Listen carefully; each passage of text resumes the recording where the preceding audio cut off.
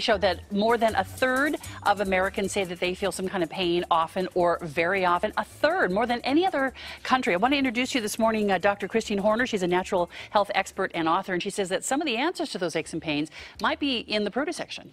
Or just somewhere else in the grocery store. Good morning. That's true. Thank you. Hi. So we do a lot of us. I was just at the drugstore yesterday. I mean, there are aisles and aisles of bottles of pills for every ache and pain. I went looking for a little antibiotic, for a little ingrown, fingernail here, a little hangnail. Yeah. But so tell us about the kinds of things you think can serve us better in the grocery store. So first of all, some of the most common pains that people have.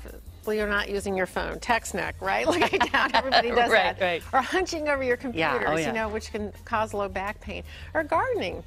Is another thing, favorite pastime, and most people don't realize that it's more like a sport where you're twisting and lifting heavy things and so forth. And so if you're experiencing recent onset of some discomfort or have bruised yourself or whatever, one of the key things that you can do, like right away when you feel that, is to put a topical on called Arnica. I've heard of that stuff for bruises, right? What does it do? Yeah, so it's made out of these little mountain daisies.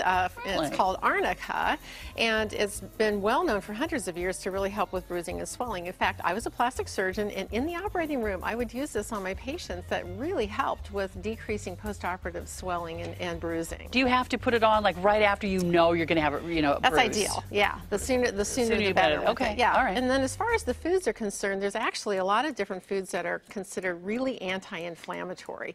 And ginger and turmeric are two of them. They both are roots, are actually cousins, here. And the turmeric, when you cut across it, has that bright yellow-orange color. Yeah. Turmeric has actually been compared to cortisone as far as its effectiveness. So it's not like it's got weak effects.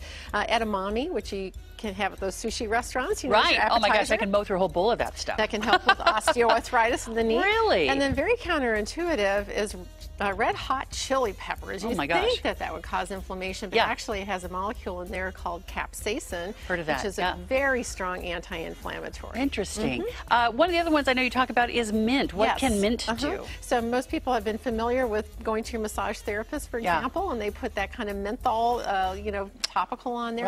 Mint is known to help to reduce muscle achiness and spasms. Now, when you're talking about, let's say, edamame, and you're talking about eating that, let's say, right? How much of it do you have to eat to get the benefits of Actually, less than you would think. So generally speaking, just a serving, which would be usually about 4 to 6 ounces of it, can be enough. Yes. Okay, good deal. And for any of these, like the same thing like with peppers, because I'm not a big fan of spicy stuff to begin with, or hot flavored things like that. Yeah, a little bit goes a long way. Yeah. And the same thing with turmeric, usually just like a third of a teaspoon or so. Yeah. Now, should people well, obviously, and I know the question of this is, I was going to say, how do we know how much to eat? You have a book out that answers all of those questions. I do. I do. That's that you can get on Amazon here. That's right, yeah. And, there's certain conditions like plantar fasciitis, which is very common for I'm listening to that one. Who are running, but That's why I'm wearing flip-flops today. So it can also happen if you're walking, too. You don't necessarily have to be running, and it can be excruciating.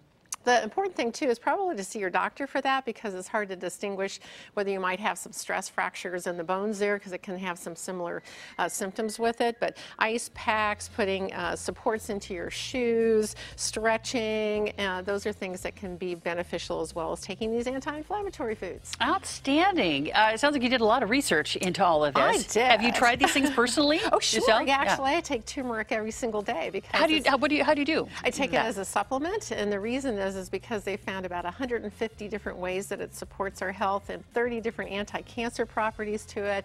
It's the most studied herb that we have, over 10,000 studies in the medical research. Well, I think ancient medicinal properties of foods, which were used long before the pharmaceutical industry came around, are fascinating. I've had, Western medicine certainly helped me as well. I think maybe there's room for a nice balance between the two. Hippocrates has said, let food be your medicine and medicine be your food. And ancient Chinese sayings, there's like, with proper diet, no physician is necessary. So we kind of forgot about that. But it's interesting because I've studied Ayurveda, and really the whole foundation is using food as medicine, not as entertainment. And when you do that, I mean, it's just filled with natural medicines that are very effective. A really fascinating step. Dr. Horner's book is available on Amazon. It's called Radiant Health, Ageless Beauty. Thank you so much for being on Good Day this morning. Welcome. I appreciate it. Nice to meet you. Guys, back to you. With a proper diet, a physician is not needed. Interesting. There you go. I like that. Boys